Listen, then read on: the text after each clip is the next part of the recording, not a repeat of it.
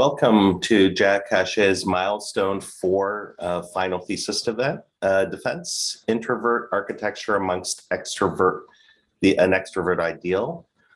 Introducing the committee, we have Colin Ripley, who is Jack's supervisor, Scott Sørli, who is the second reader, and we have Marco Polo here as the associate chair of the graduate program. I'm Carlo Parente, and I'm the program representative for the committee. We're also joined today by two external reviewers, Diogo Berne from Dalhousie School of Architecture, where he's an associate professor and the director of the School of Architecture. And we also have from practice, Dustin Hooper, who's an associate at Montgomery Sisam and also an alumnus of our program, our undergraduate program. So Jack, as per our previous milestone presentations, you'll have 20 minutes to present, and then we'll have approximately 30 plus minutes for clarifications, questions, and comments from the committee. So Jack, if you're ready, you can start anytime. Great, thank you.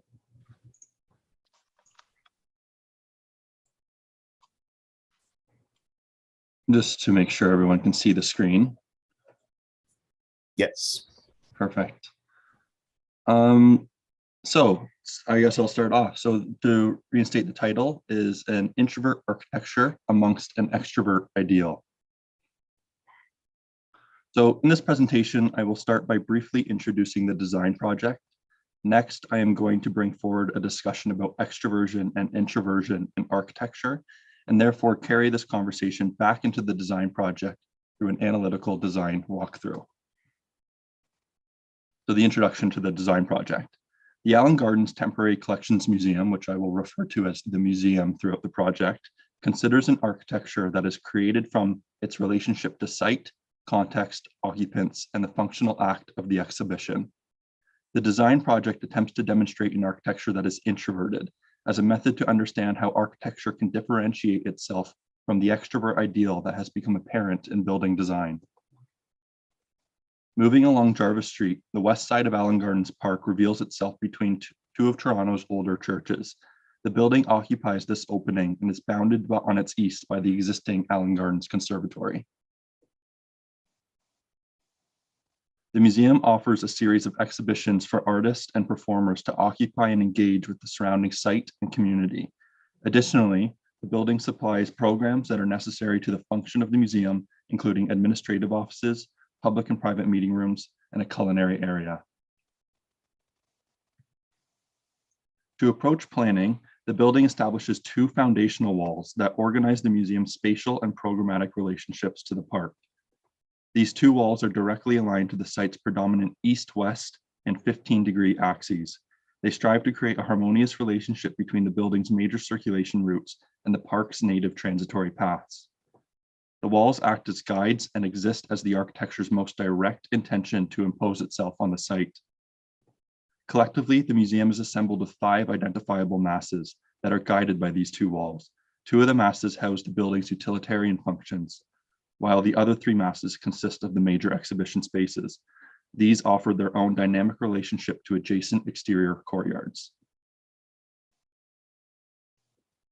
The first of the 3 galleries is the Transitory Gallery. This long, low-lying mass acts as the museum's threshold into its eastern spaces. At its north, the 15-degree foundational wall extends to section off a portion of the park.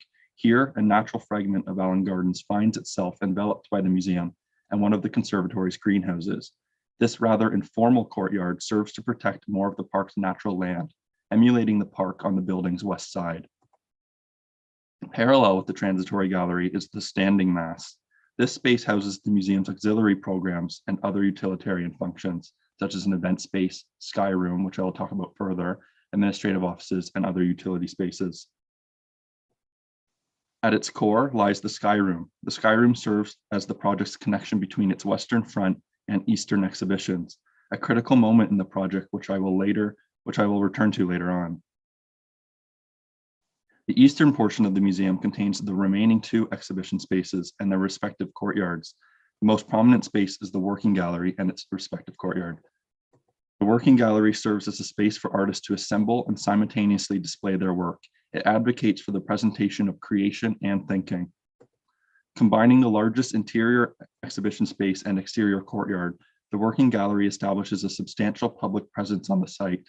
Opening up to the southern lawn and its pre-existing access route, the working gallery invites guests to explore the space and observe the events occurring on the exhibition surface. Alike the working gallery, the formal gallery shares its space with its own exterior courtyard. Using a series of vertical sliding doors, the interior space of the gallery opens to create a seamless transition of space with its courtyard. Uniquely, this space is the only exterior courtyard of the museum that is completely closed off from the park. The museum offers this space of seclusion to enable artists to isolate their art from the distractions of the park. The last space is the service mass. Like the standing mass, this space acts as a key connection between the museum and its surrounding context. Here is the transition to the existing conservatory, a key point which upholds the site's east-west axis and completes an internal circulation loop with the two buildings. As introvert architecture is to be calm, gentle, and reflective, the museum practices this throughout the design. It is calm in the selection of forms, materials, spaces, and it is gentle in the application of these on the site and in the program. The forms, materials, and spaces are recognizable and do not prompt inquiries, as they are practical and used in a manner that do not impede on one another or the context. The museum uses its relationship to site, context, and occupants to therefore govern the architecture. This opposes a predominant normative that encourages architecture to be formed through monumentation. So we're now passing over to the extrovert ideal. This normative is labeled as architecture's extrovert ideal, an ideal that parallels the act of romanticizing extroversion in human society. Evidently, the rise of the modern world of capital produced and exploited the paradigm of the extrovert as an essential characteristic of the modern man. This essential characteristic of extroversion found its way into architecture, leading the contemporary practice to embody its own extrovert ideal. This architectural extrovert ideal can be understood through the following equation. Extrovert architecture equals form governed by capital plus desire to produce an image. This equation captures the architecture's reaction to capital, where extrovert architecture attempts to resist the formal governance of economy to the point where only architecture can exist within the space it occupies, using monumentation as a method of separating from the uniformity of urbanization and to justify the existence of architecture. Ironically, this act of rebelling supports the governance of economy by using the architecture as a marketable object. Additionally, architecture's extrovert ideal also became exacerbated by the spectacle of imagery, which stemmed from the success of Playboy and photographers such as Stoller. This prompted buildings to be designed as extroverted in order to function in a later phase of capitalism, a time that is focused on global communication and the power of the image. For example, people desired the architectural style that Gary was producing, but did not need to visit an actual building to experience it. This became a non-physical embodiment of architecture, relying on the spectacle of the image to convey architectural talent and therefore demonstrate monumentalism. Therefore, the success of architecture became equivalent to its ability to be desirable and to be visually pleasing. Extrovert architecture embodies a superficial experience. Its material, form, planning, and overall production are attempting to reproduce the most attractive and interesting visuals. Sorry. Lost myself here. Sorry. Its material, form, planning, and overall production are attempting to reproduce the most attractive and interesting visuals of the building. This architecture disregards physical existence, and it often becomes disconnected from context and occupancy. In contrast, introvert architecture resists monumentation and being reduced to an image. Comparable to the introverted man, introvert architecture is built from character and contemplation. It is rooted in deep introspective theory, desiring to produce rational, well-organized spaces that are inherently tied to the fundamental relationships with context and occupants. Resultingly, introvert architecture develops its own equation. Introvert architecture equals form governed by context, plus the desire to build relations. The equation's first variable is developed from architecture's relationship between place, material, people, object, and time. This collective is described as context. For introvert architecture, form cannot exist without context, and context cannot exist without form. The second variable is developed from Heidegger's concept of dwelling. This demonstrates that the built form must be reflective of its relationship with context, as described before, and also with people and their passions. Introvert architecture must form a relationship with its occupants and objects. It does not reveal its true talents from afar. It must be experienced, moved through, and lived in. The occupant and the time they spend in the architecture is what demonstrates the architecture's brilliance.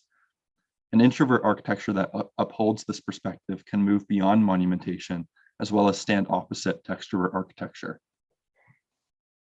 Introvert architecture exists within the context of economy, but it does not desire distinguishment.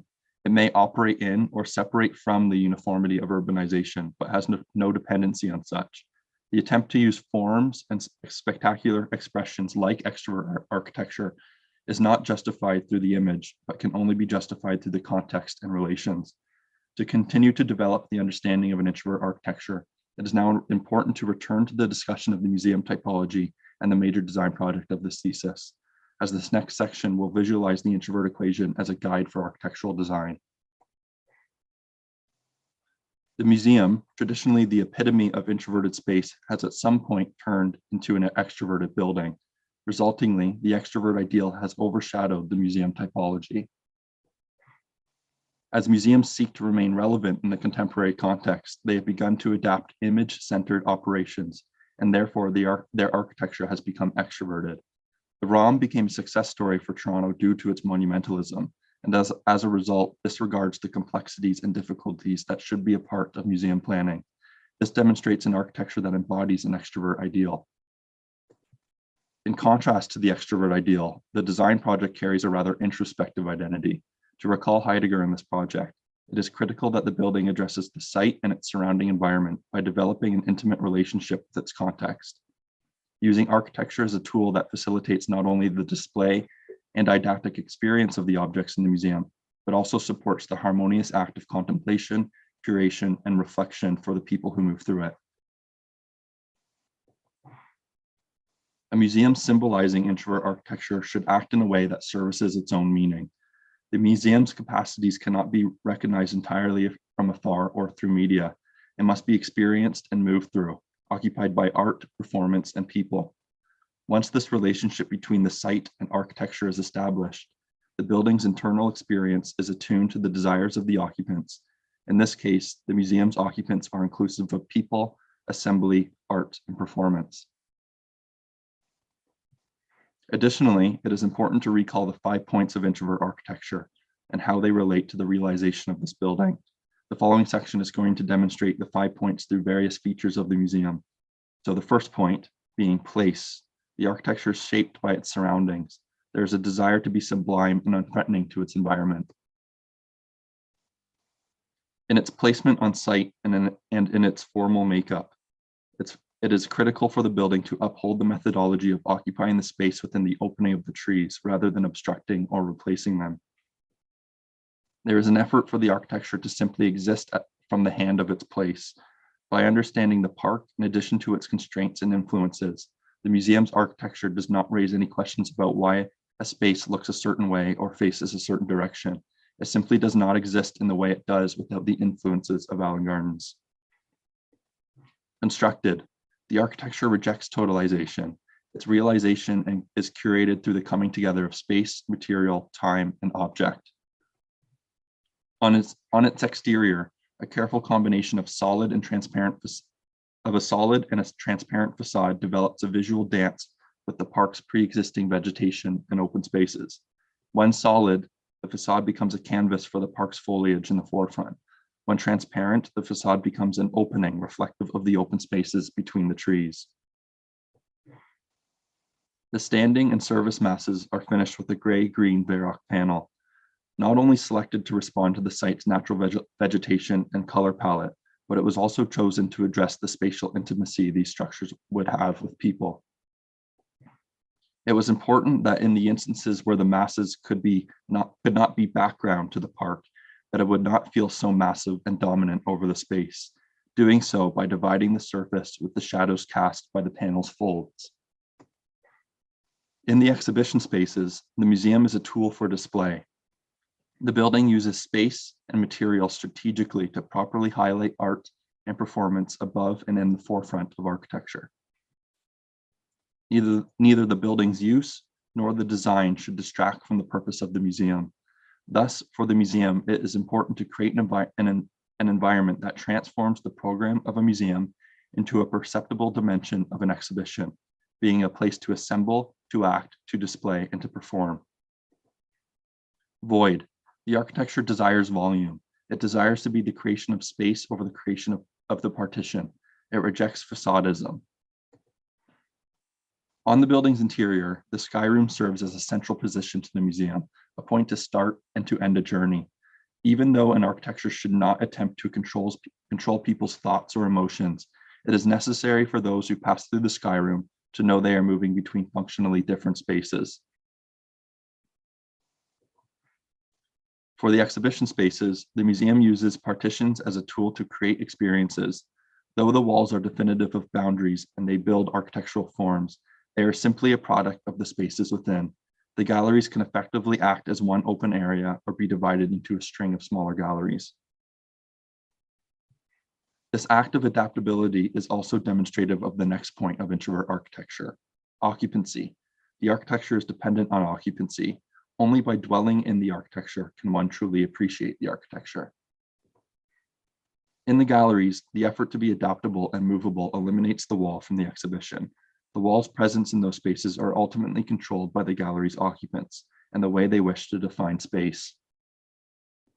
As doors open and close and partitions are moved, the dynamic space can shift from one strategy of artistic presentation and curation to a completely different one.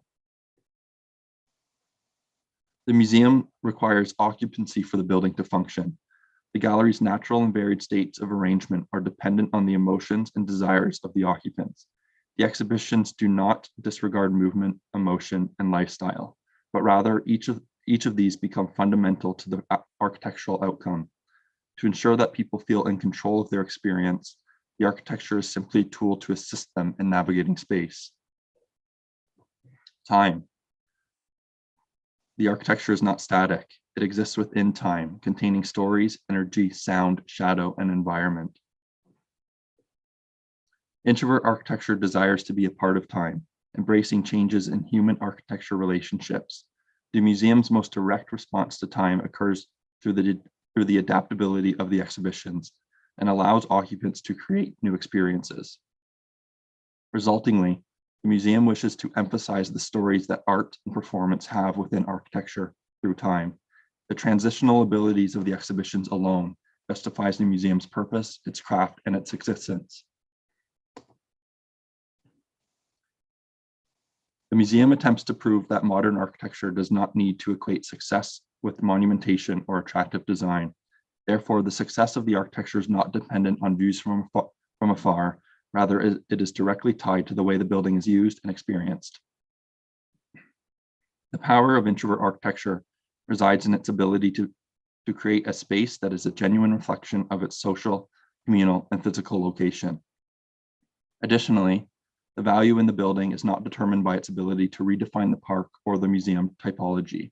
It is regarded for its ability to serve the community while upholding the fundamental processes of a temporary exhibition.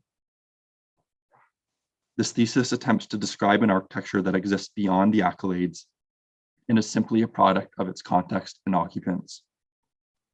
In lieu of maintaining architecture's preoccupation with extroversion, this work argues that it is imperative for the design discourse to understand the value of an architecture that disregards extrovert design and in turn embodies an introvert process of building making. Thank you.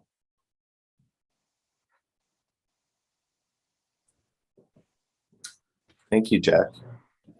Okay. Now Sorry, Carlo. I'm just going to play a video in the background. It's just going to be background. We can continue our conversation. And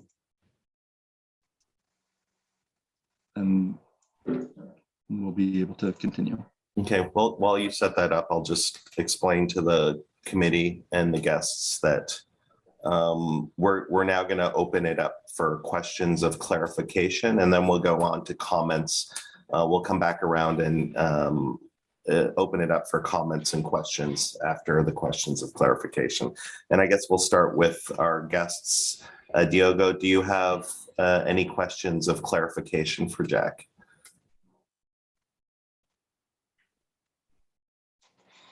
Hi, Jack. Hi, everyone. Thanks so much for your presentation.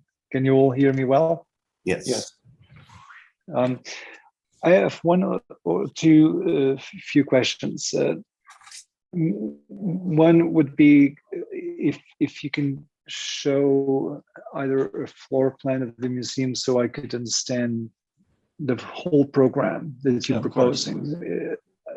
My understanding is that it's mainly temporary exhibition spaces, but I'd like to have a better sense of if there are any other programs that go along with the main activity. Just one thing that I'd like to just see.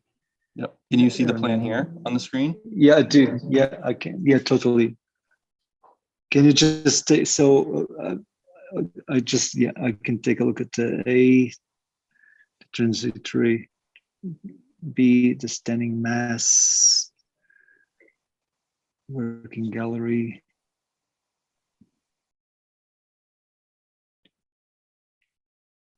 Courtyard.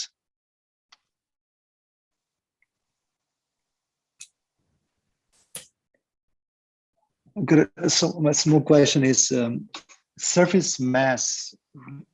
What does it really stand for? Standing mass and surface mass. So I use those words. So for service mass, I almost used it in a most simplest explanation of what it is. It's really just a service to the building. So in this area, this would be essentially like storage, loading, mechanical. Like it really is just services to the function of the rest of the building. Standing mass, I use standing a little in a way to be a little descriptive of its physical embodiment, being this two-story object that essentially stands in the middle of the project, and then using the words mass really in its most minimal way of just saying that this is a form that is strategically organized to be kind of a dense and rigid application of program on the site, allowing these essentially making sure that these two spaces, the standing and service mass, are as efficiently organized and recognizable as direct programs offered by the museum, and therefore allowing the gallery spaces, the transitory, working, and formal, to be essentially unbothered by those other programs and become completely open and flexible spaces. And so B, I would would have like educational facilities, offices. Exactly, yeah. That kind of stuff.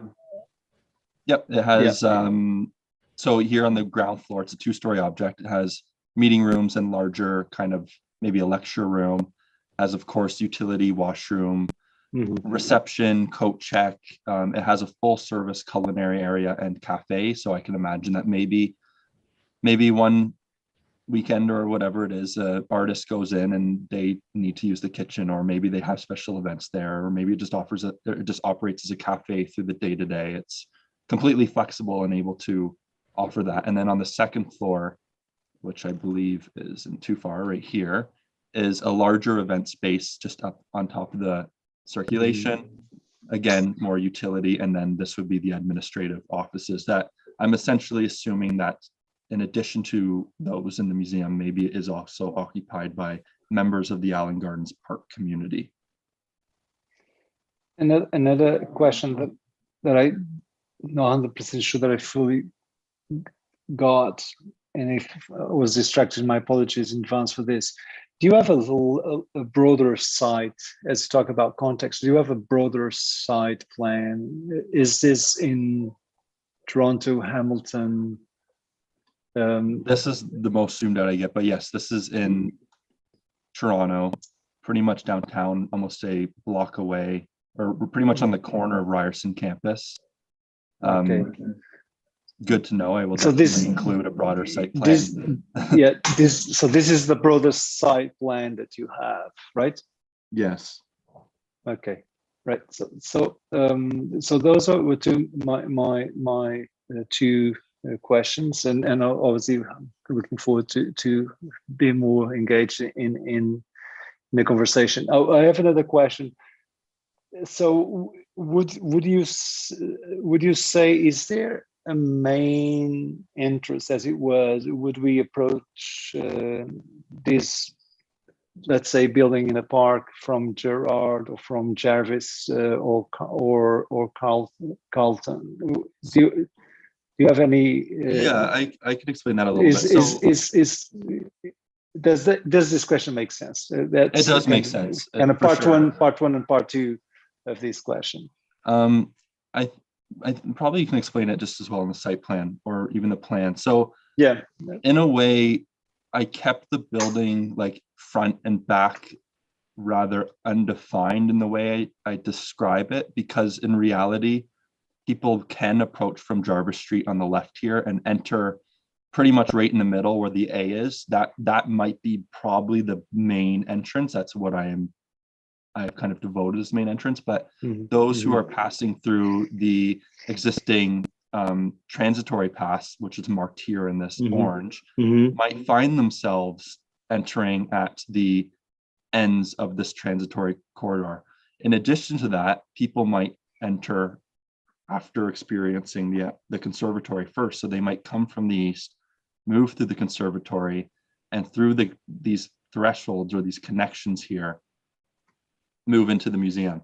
Additionally, like I said, explaining the working gallery especially, that this courtyard becomes a complete public presence on this kind of southern informal route, but it is now based on landscaping enhanced by the museum. It becomes another opportunity for people to essentially just kind of plug themselves into the middle of the project and not have to enter at a specific point and follow a specific curation route. I found that the idea of totalizing curation was something that, and I mentioned this more deeply in my thesis, that that act of totalizing curation, actually controlling from point A to point B and everything in between, is something that introvert architecture, especially an introverted architecture for a museum, wants to avoid, because it wants to ensure that occupants and visitors and people through are able to create and stumble upon their own curatorial or didactic experiences. So yes, there is a main entrance, but there's many others. Yeah. And just for another small clarification, the material that is represented in the green color in your drawings.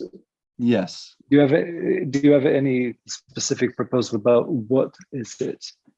Yeah, so it's like metal cladding. Is it copper, aluminium?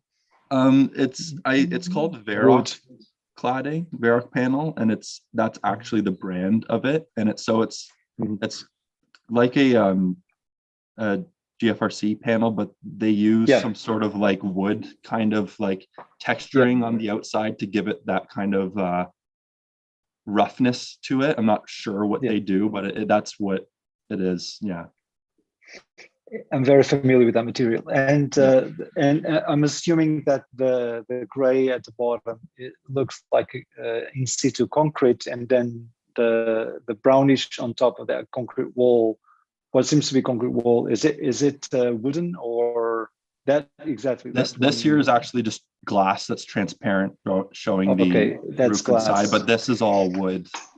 Yeah, the doors. The door detail, and then of course there would just be probably like aluminum, a dark aluminum capping the mullions and stuff like that, and then moving back into the museum's aluminum soffits and fascia, and then this is a limestone finish that is that's in the gallery spaces. I found that I wanted to keep this wall here. I think there's probably a better view that shows it. Sorry, this wall here, that's most prominent with the park, to be kind of that hard, rigid, like solid feeling, And the reason for that was essentially saying that this here is essentially the museum's only boundary with the park. Everything to the east of this wall is now devoted to museum space and the existing Allen Gardens Conservatory. So it becomes kind of that just gentle but rigid and physical reminder that there's something beyond this point. And my last question: the buildings on the corner of Gerard and Jarvis and Carlton. What are those? These Those two, are that one. These are churches here, and these would be. I'm not sure if they're currently used as like the priest in residence housing. Colin, you might actually know what these are used for. I think you mentioned them once, but they are housing here, and then 2 existing churches. Yeah, I believe it's housing that's owned by the church. I'm not sure what they're using it for currently. And I'm sorry, I keep asking one last. This is my last question, but it's going to be endless, and we'll be here for a long haul. But and the buildings adjacent to the park, are they mostly residential, mixed use? So to these kind of in this half, the C here, definitely more residential. It is mostly residential all the way around, but especially on Jarvis Street, there's a lot of development to become much higher density residential, as well as space that's been taken over by Ryerson and some other businesses. So to the left of Jarvis Street, it's very commercial. To the right of Jarvis Street, it becomes much more residential with pockets of commercial on the corners and the major streets and the intersections. The buildings along Sherburne Street, the one at the north end at Carlton is another church. Yeah, right here. There, but also on the south side. Okay. That's also a church. And then there's a series of mid-size healthcare facilities of one kind or another, small clinics and so on. Along Gerard Street, it's a mix of 100-year-old houses with some institutional uses. Along Jarvis and Carlton, it's primarily relatively new condominium buildings. Okay. Well, thank you for the questions, Diego. Thanks. Um, Thanks. Dustin, do you have any questions of clarification? Yeah, thank you. Thank you for the presentation, Jack. I hope I don't go beyond just points of clarification, but I have a few questions. I mean, I had a chance to read through your documents. Really fascinating. Thanks. And I'll, feel free to opt out of answering any of these if you so choose. But I'm fascinated to know, would you consider yourself an introvert or an extrovert? It's funny because I definitely expected that question to show up today.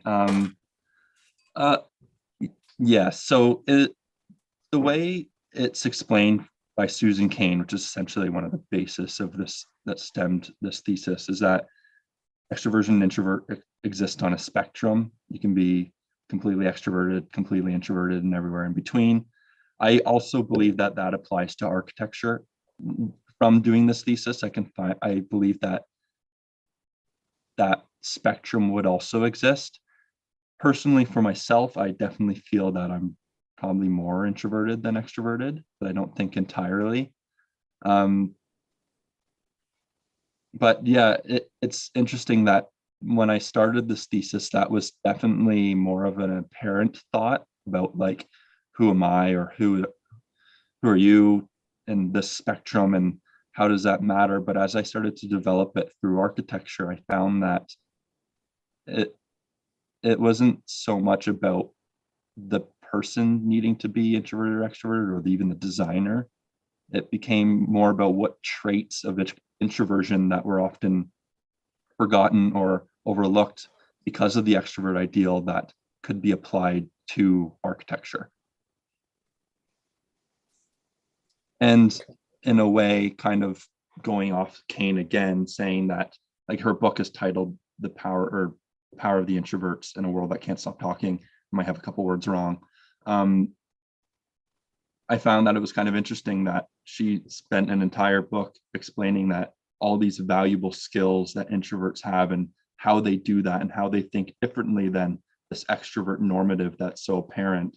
And I found that that was quite powerful, because then how could architecture practice not differently, because introversion isn't different or unknown. Like, a lot of people are introverted, a lot of people do this way. So it was really almost just giving power to that architecture that focuses on this kind of equation that I made for introvert architecture. Because I'm not saying that this project is a one of a kind, something new. There's no way it is. I feel that introvert architecture exists, but it's those that are often overlooked or not viewed in media. You might not see the project. And I think that's okay, because it doesn't desire to be seen. So just to understand, so it's your belief that somebody could be, understanding that there's a spectrum, but somebody could identify as an introvert, but practice extroverted architecture and vice versa? Entirely. Yeah, I think so. Could I just make an observation on that point? I thought it was really interesting that you showed, the image of Frank Gehry and Bjarke Ingels, and I would say that, I mean, I've met them both very briefly, and I would say that Bjarke Ingels, in my experience, is clearly an extrovert, but Frank Gehry is not. Not as in his personality, not the way he presents himself and the way he talks and the way he relates to other people. So it's really interesting to say, yeah, I mean, the personality of the individual does not necessarily imply that their architecture is going to follow that kind of experience of them as people, right? It's a different dynamic. Yeah. Yeah, thanks, Marco. That was a perfect explanation. And I guess just further to that, I mean, would you say that this is obviously a critique of extroverted architecture? Is this an attack on extroverted architecture? I think attack might be a little harsh. I think it's more of a just pointing out there is an ideal that exists. And clearly the world is fine with it because it's happening in front of our eyes. It's just considering the King project by Big, it's happening now. So it's like that. And we're fine with it. People like it and people hate it. But it's just a comment on that it is happening. And these are some reasons why it is happening or why it has started to happen more. The development of the extrovert equation. And so I would hope that in the making of this thesis, in a way, it can be seen as like a nod at the non-extroverted architecture. They're the architecture that doesn't desire to create images like here on the screen.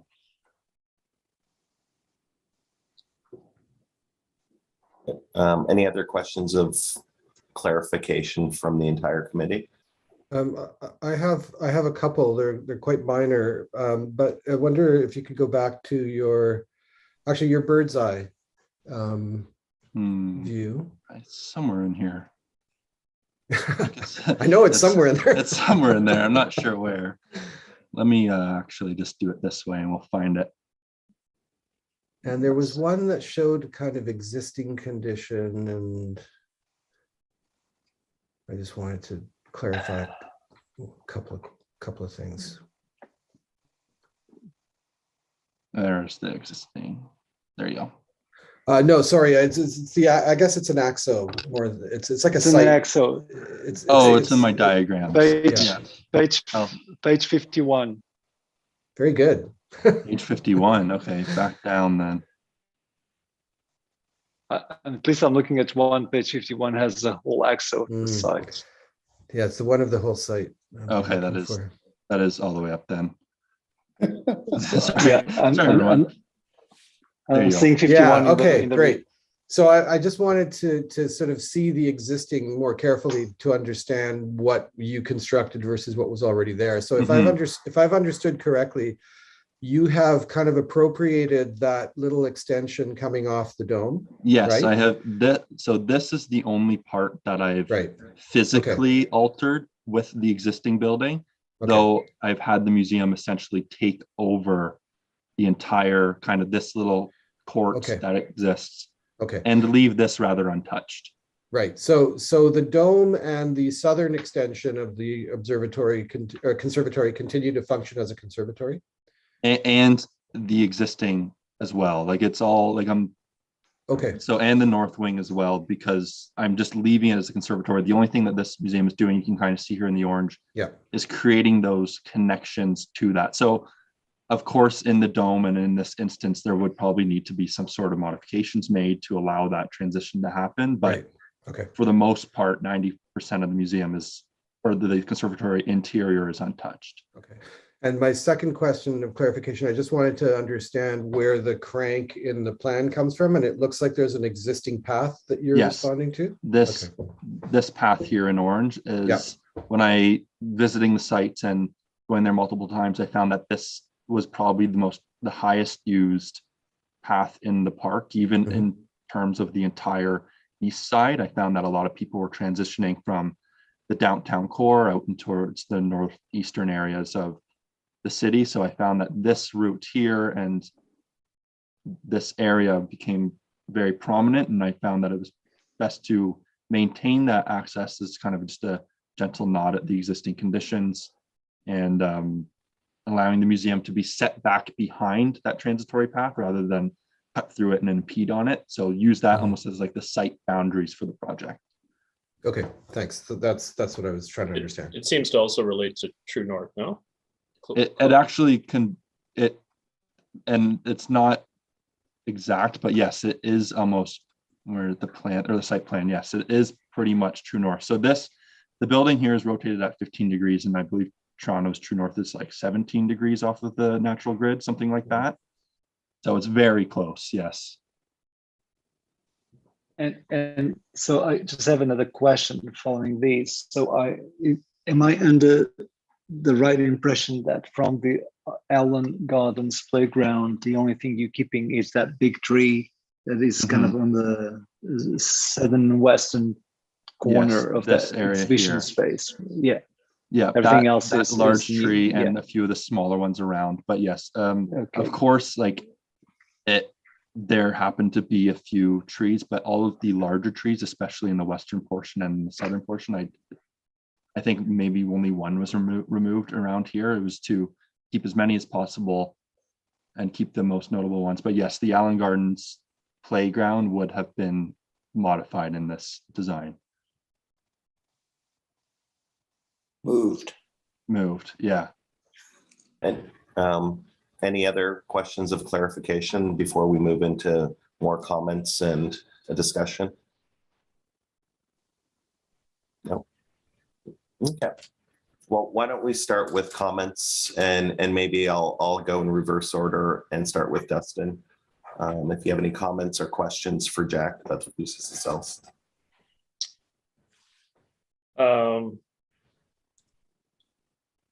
No, I mean, I have several questions. I found it fascinating to see some of the precedents that you chose in your work, and I also thought it interesting. I guess one of the questions I wondered was what other typologies you considered before you settled on a museum. I was open to mostly ones that would be quite public, because those were the buildings that I was mostly, so I was interested in the ones that were mostly kind of exacerbated by the extrovert ideal, being public, prominently public buildings. But I'm not saying that this doesn't happen in private residential as well.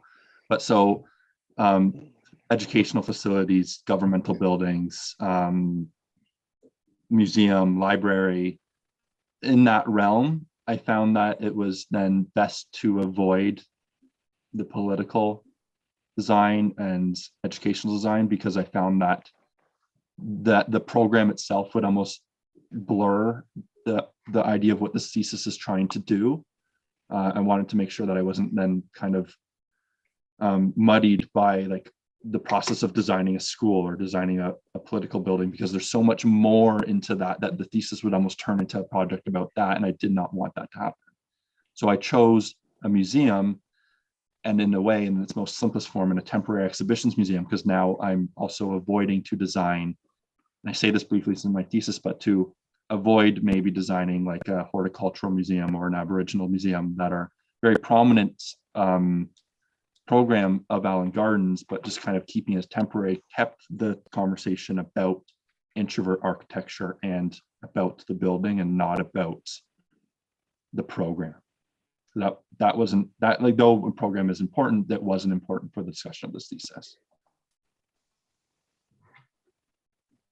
I mean, the one architect that stood out to me that I guess initially hadn't thought of as maybe his work being introverted, but was Renzo Piano. I mean, I think the examples that you chose are apt, but I think he, at least for me, sort of exists on the periphery there. That one sort of gave me pause, but I completely agree. I think there, and like I said earlier, there's a spectrum. And so I picked the Renzo Piano building as a brief explanation of potential introvert actions, but then I also include a Renzo Piano museum as an extrovert example. So it can vary, and I'm not sure if that's directly from the hands of Renzo or his studio, or possibly inspired by clients as well, right? Like, there's so many influences that go into desiring monumentation and design rather than going for something else.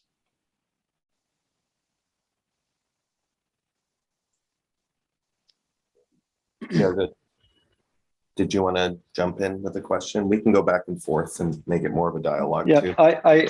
I do have a bunch of questions / comments. I mean, when regarding introverted and extroverted, it's interesting that we are often referring to comments about someone who's being introverted, extroverted, versus someone who is extroverted, introverted.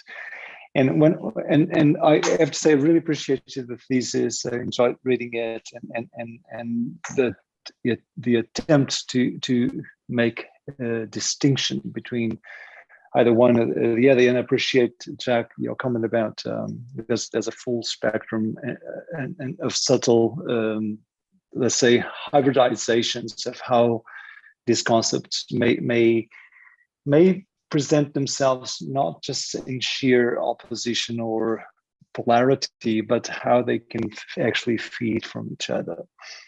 And so, in the lines of some comments, I really appreciate as well the connection with maybe, and maybe that could be even sharper, the connection with this let's say the propaganda around modernism, about hygiene, about transparency, about airflow, about let's say the honest revelation of materials. And you can see this present in some of the work that you refer regarding me. So you could also maybe in the lines of that tradition, where this idea of extroverted or transparency, or the need to minimize or even abolish to some degree these layers of what one could say, certain degrees of opacity, certain degrees of translucidity. I'm quite sure this word does not exist in English, but all these subtle variations between or beyond everything needing to be transparent, and transparency is actually a word that is now attaining enormous political presence and power. When we listen to people claiming, we need to be transparent. So it's quite an interesting metaphor these days as well, that alludes to participation and to community involvement. But to some degree, we even see transparent public toilets in the middle of cities where you make a click and then suddenly the glass becomes translucent, because obviously the limit of transparency when you, let's say, thinking and wondering about life might prove itself to be beyond an imaginable point, and the need for privacy is always there. And the reason this kind of came to my mind about how much rooted, and you talk about Mies, how much of this is rooted in certain ideas of modernism, all around, let's say, the critical role of modernism, modernization, and how technologies and materials have been, in a way, used by a lot of critics and people who were interested in kind of in building the propaganda machine around these new aesthetics, this new ideal person, ideal, back in the day they would say the ideal man. I think we should say, if we should even debate if there's such a thing as an ideal person, taking into account that this comes from kind of a totalizing ideal, which I think is one of the things that your thesis tries to question, is this kind of singular perspective, point of view. And one of the things I found that could be quite interesting is every time I think about Modern Time by Jacques Tati. I don't know if you ever come across this cinema director, Modern Times and or Mon Oncle, as I would say it's one of the earliest satires about the limits of transparency, the limits of this kind of modernism, mechanization of everyday life. So these are more kind of comments / questions / comments around the theme of where this idea of extroversion or extroverted comes from. Another interesting thing would be also take a look at the Rear Window. I don't know if you ever come across this movie.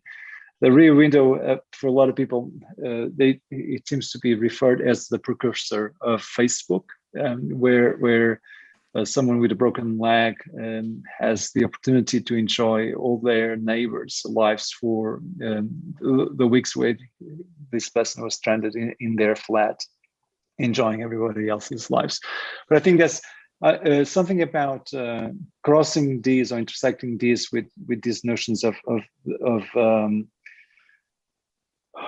the flaneur or the just someone who's just venturing their lives, looking at everybody else's lives, and this space of lack of transparency, lack of privacy, and abusive use of transparency. How does one see this? And I'm connecting this to my questions about the materials for your project, and my questions about interests, and my questions about the program. And I'll get there to a point. I just wanted to add another layer to this conversation, and this is a pure comment. I also appreciate the use of references and other examples. And my question, and this is a kind of more design method or a strategic question.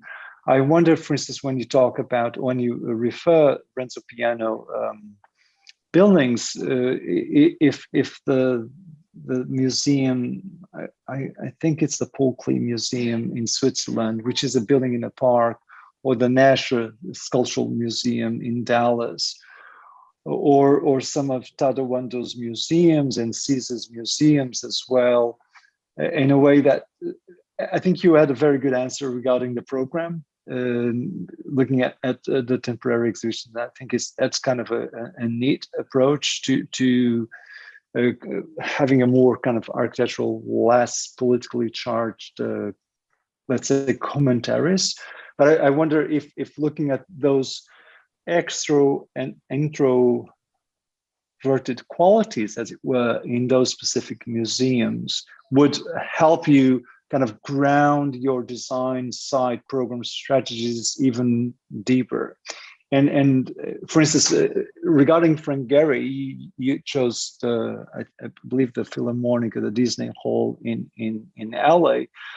But if you look at Bilbao as a museum, or for that matter, even earlier, the Frederick Wiseman Museum in Minneapolis, I would say both of them draw a lot of energy. I'm using the word now, energy, from its context. And both of them are, at some instances, extremely extroverted, and in some of the instances, extremely introverted as well. Mostly the Frederick Wiseman Museum in Minneapolis, which is one of Frank Gehry's early works. So my comments are around grounding the work in the discipline, which I think it's great to see the case studies, the examples, but I wonder if taking them either further in terms of how they embed, how they are embedded in their context, how they kind of are inspired by the context, and how they look in, how you look then at the program to kind of bind those things, is almost like stitching them even deeper into themselves. So those are some of these comments. I really appreciate the reference to the Rolex and how the assumption of free flow may actually be quite contradictory to what it tends to do by having no pocket spaces, by everything being completely kind of an open field. And what does that do to the illusion of free choice? I think that if I understood the point about the Rolex Student Center correctly. So those would be kind of my early comments about this discussion, and try to kind of provide opportunities for us to talk about how also architecture can branch out to other fields that refer to the same practices, and how maybe into the case studies, how a closer proximity with the kind of site typology and program typology could even give you and all of us maybe an opportunity to develop a kind of more profound, beyond this kind of dichotomy, understanding of how these things could, as it were, live together. And I'll stop here. Yeah, great. That's all good points. All some stuff I've thought about before, and and some new stuff that I haven't thought about. So that's awesome. Thank you. Dustin, did you want to make any other comments before we open it up to the rest of the committee? But yeah, just a few minor ones. I mean, I think that this is a really timely project. It was interesting. My wife sent me a link to an article in the Globe and Mail today about the expansion to the AGO, which I believe the title of the article is "The Art Gallery of Ontario launches a major expansion with super subtle architecture." So I think there's, there's some interesting parallels there that I'll be interested to see where that goes. You reference the ROM, and the ROM obviously is two buildings colliding, which in many ways, your building is responding to the existing Allen Gardens, and I think you reference in your document, the idea of extroverted architecture very much being sort of like a bully. So I guess I'm just interested to know how, in your mind, your building is maybe the antithesis to that, or how you dealt with the Allen Gardens, and sort of, that's maybe one thing that I'm missing a little bit, I guess, in the presentation. I thought it would be interesting to see some more renderings that incorporated the building and the context, and sort of to understand how your building deals with that relationship with the existing context, because I think it's a big part of what you talked about in your thesis. So I'm wondering if you can just expand on that.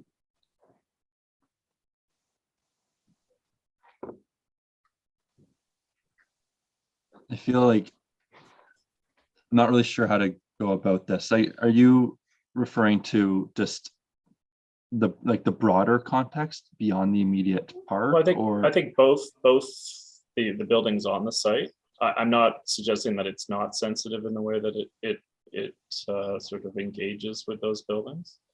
But I am just interested to know, because I think it was interesting because I know the site very well. Diego probably less so.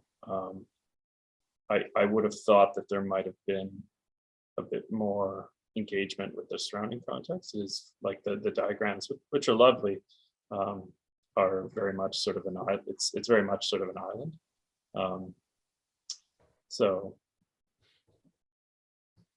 yeah, I'm just interested to know in your mind, what was important in terms of how your building engaged with both the surrounding context and Allen Gardens, and how that differs from the way that the ROM was dealt with.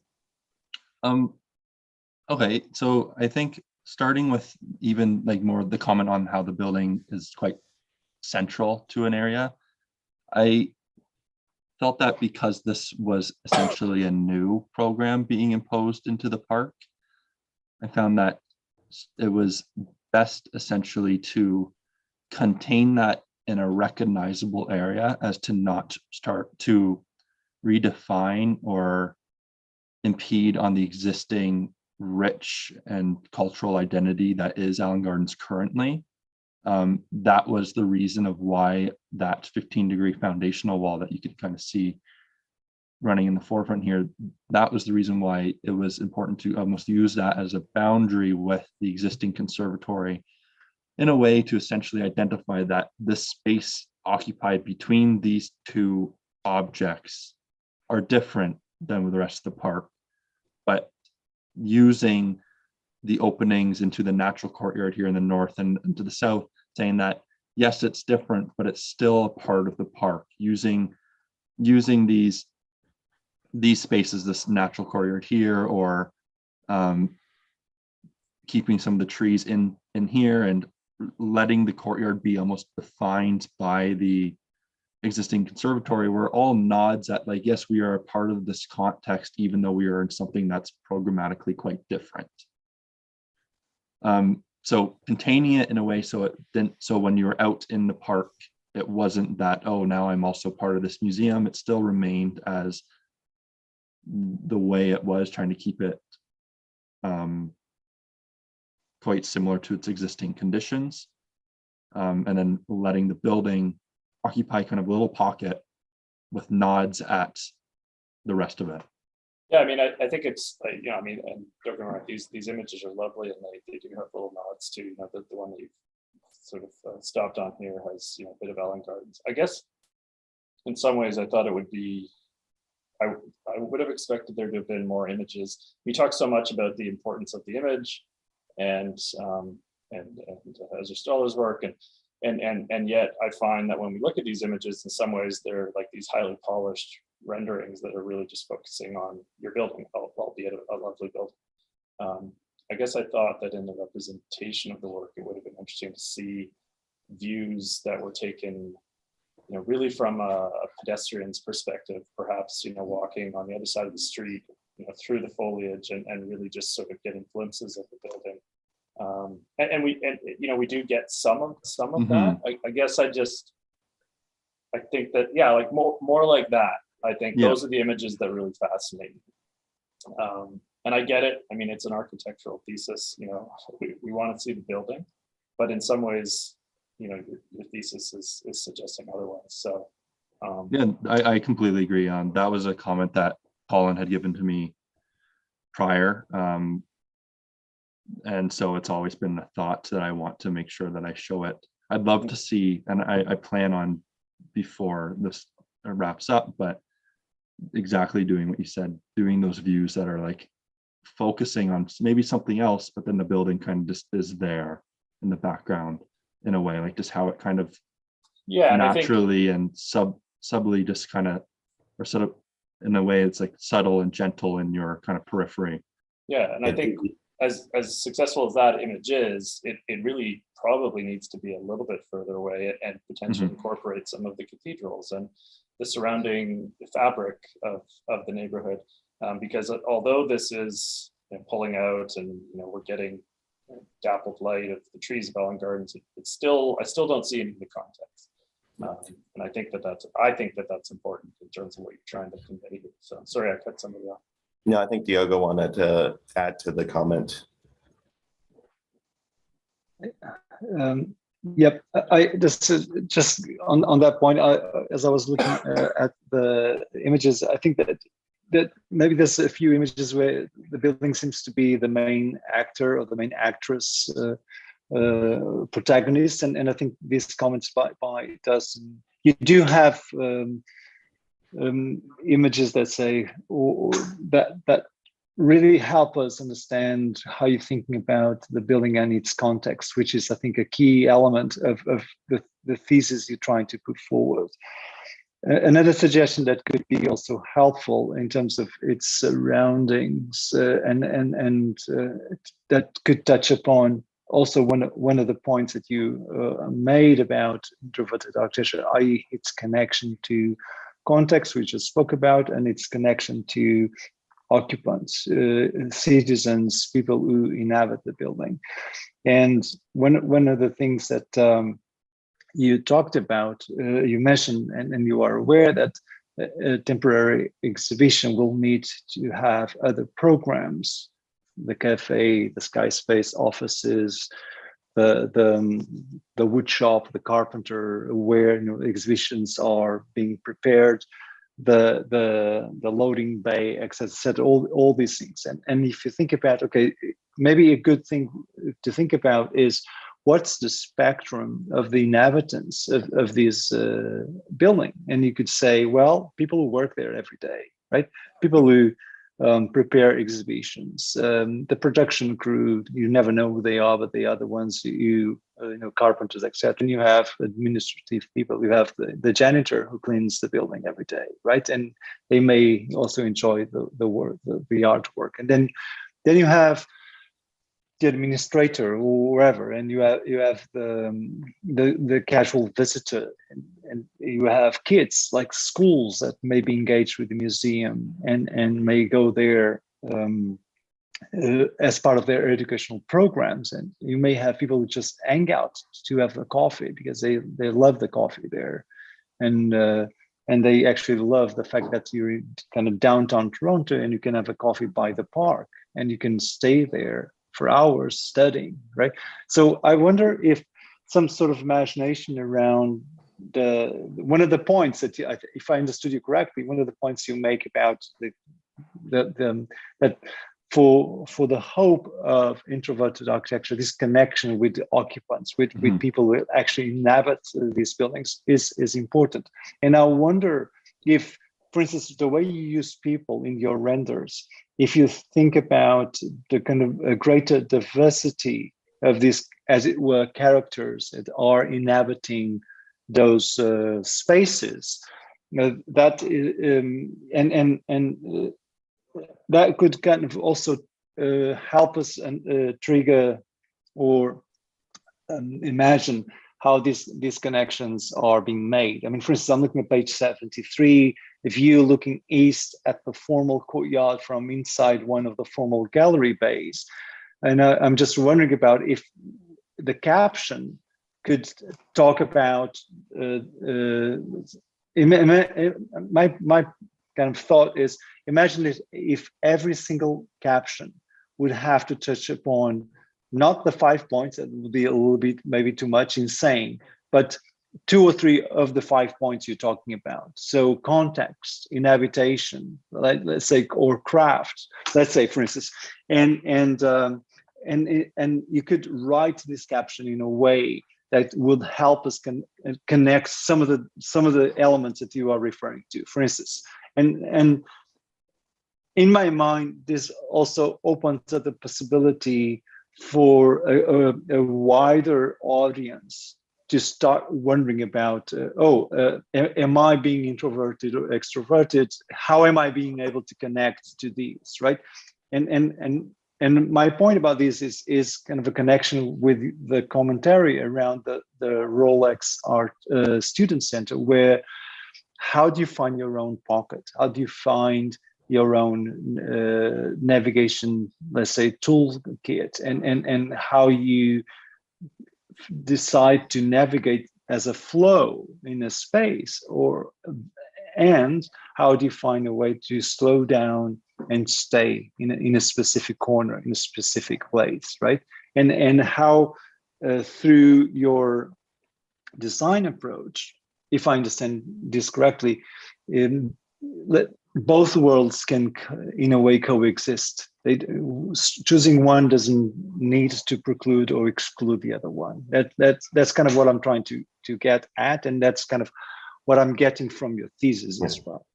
I think these are all great comments, and I think even the idea of it being more cinematic, and the what Diogo had spoken about earlier about the flaneur, maybe it's from the perspective of the flaneur outside the park, entering the park, and everything that distracts them to the museum. But I want to be conscious of time as well, and we're reaching the end here. And I'd like to open it up to comments from the rest of the committee, and then we'll deliberate following that. Well, first, I want to thank you, Jack, for an excellent piece of work. And it's also really nice to see a building developed at this level in Thesis. It's sad to say a bit unusual, and I'm really pleased. Could you do me a favor and just go to your front elevation? I have a comment and a question about the front elevation in terms of your thesis position. Like the overall, or maybe a zoomed in section? Either. Okay, I think I have one right here. Or is that too zoomed? Yeah, this is fine. Just a couple of comments with regard to introversion. I think that one of the techniques that you've used that helps on this elevation is the length of the building drops the scale. And I think that is useful in terms of being anti-monumental, even though it might still have the scale, that the scale is disguised through its length. And then also I think that the section that you're working with, where the arcade across the front is dropped relative to the volume behind, also, let's just say, is a modest presentation of architecture. And I think both of those are consistent with your thesis architecturally. And so thumbs up for that.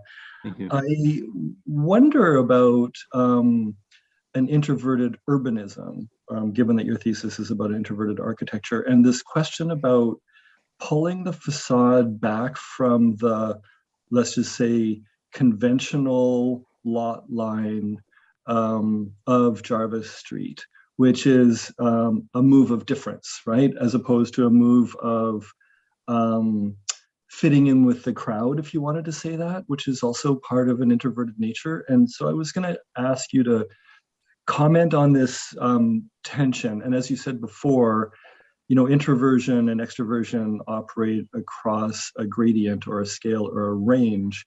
And I'm wondering about the choice here of the setback versus the following the setbacks of the churches for one, and the nature of the street for another, as opposed to setting back behind trees as a move for modesty. It seems to me that those are two contradictory impulses. I don't know how they would be resolved. And I'm wondering what your thoughts are on that. And then I have one small follow-up question. I think that's a really interesting comment / question, Scott. To be completely honest, that I don't know if I actually directly thought about that. I almost the way I kind of envisioned it was that the street wall that Jarvis Street creates is being broken by the west portion of Allen Gardens. And I found that it was best to keep that break as the existing park and therefore set the building back. But you you commenting on how then the building, if the building were wanting to fit in, it might actually embrace the same site boundaries that the churches and the parallel buildings are. And so that I hadn't actually thought about it that way. So maybe that's something I need to think about a little bit, and in a way write about why it's doing that. And if it's doing that, it might be important to comment on that might be a little less introverted than, for example, embracing the street, or Yeah, I think it's a little bit a balance of both in a way. Yeah, I think that that's a great response. The idea that, in fact, you're not following the setback from Jarvis, but you're dealing more with the condition of Allen Gardens. So it's a choice of introverted relationality in terms of difference. Back to your facade, how do you feel about signage? Like, wouldn't you want a museum of introversion sign, and then how do you feel about that? How do you feel about signage in relation to introversion?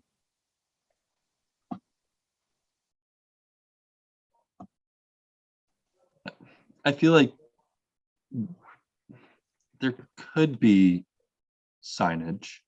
I think the way I kind of set this wall up as this rigid surface, that's this divisional surface of the project, I don't see any reason why a sign couldn't occupy maybe this portion here or another selected area. Yeah, so what you're saying is something like engraved into the concrete, yeah, rather than neon. Yeah, it would be something quite modest or subtle, but of course when you're at maybe at this distance, it becomes clear. When you've taken a few steps into the park, it becomes clear that, oh, this is a temporary museum for Allen Gardens, or whatever the name turns out to be. But yes, it wouldn't be neon, or I wouldn't think that it would want to be even across the top here where my mouse is. I just find that it would be best to let it just be something that requires intimacy with the building from the occupants for them to read it. It's not something that is captured from the street or can be captured from afar, plastered on it. I think that's a nice solution. I don't mean to interrupt, but I think we need to wrap this up as we have another thesis presentation. So I don't know, Colin, if you have a quick comment for your as a supervisor to wrap things up, and then we'll deliberate.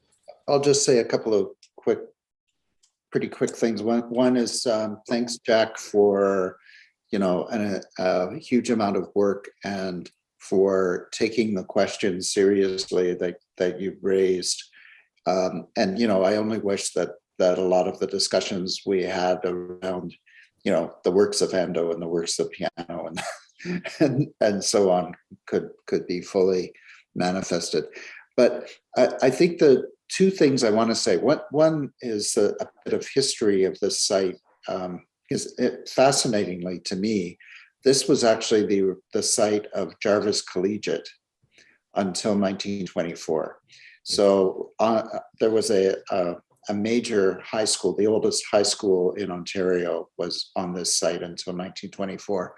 And there's no history of that visible anywhere. I don't know what that has to do with Jack's thesis, maybe nothing, but I think it's interesting.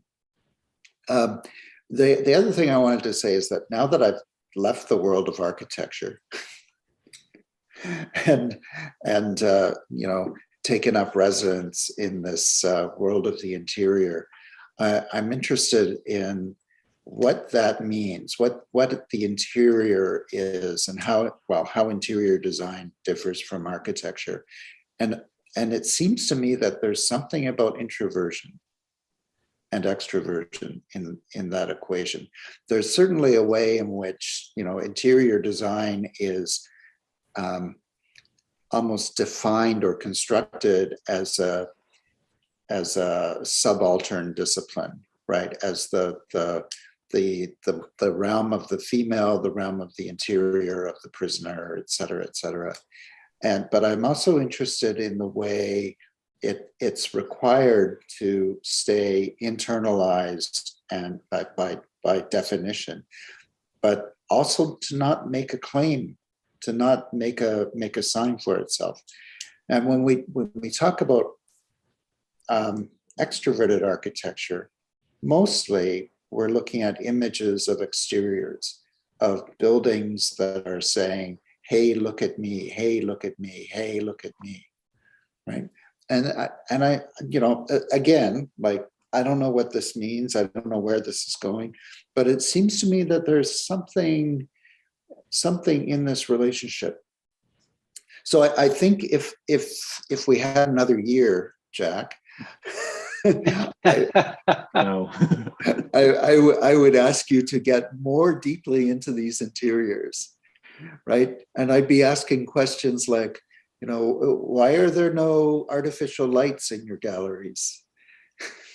Right. You know, things like that. What exactly is that material? How are people going to be comforted? You know, questions like that. What are the atmospheres in these places? So Yeah, I love that. And I think Diego's comment too. I think that if you were to develop any other renderings, like I'd love to see renderings of just somebody sitting at a, you know, zoomed up with a cup of coffee or something. Like, I think that the images, if you were to develop them further, almost need to be more just everyday, Zoomed sort of in. mundane. Well, some zoomed out, but it has to sort of step away from the building as Actually, as I an had object. or go ahead. Sorry, Yeah, that's it. I know we're tight on time. I just Yeah, I have we're at one time comment. now, unfortunately, I know that we have another thesis starting, and I know that Marco has to end this recording at this stage. So I'm going to suggest that we move to the deliberation component of the thesis, and Jack will ask you to step away after the recording has ended.